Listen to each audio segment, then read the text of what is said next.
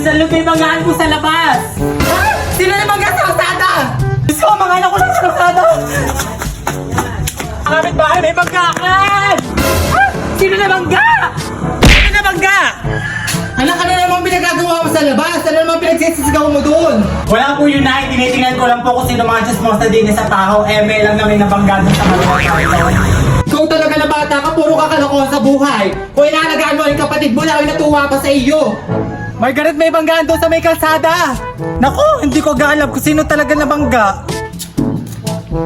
Diyos ko, nagsilabasan nga mga kumari kong chismosa, nakakaloka. Buti lang hindi ako napalabas. Diyos ko, buti ako hindi nadamay.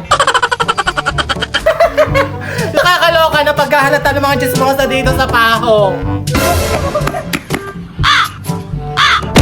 Itong batang ito talaga walang magawa man ang malas sa kanyang ina. Kapagawang bata ka, no, visit ka, nakaka-nervyos ka, Diyos ko. Anak talaga ni Presi, nakakahibla, Diyos ko, kinalolo ka. Mas kong boto ako, hindi ko nakakatuwa, ako'y pinangangatal mo ang suso ko. Buti nga sa inyo mga chismosa kasi kayo.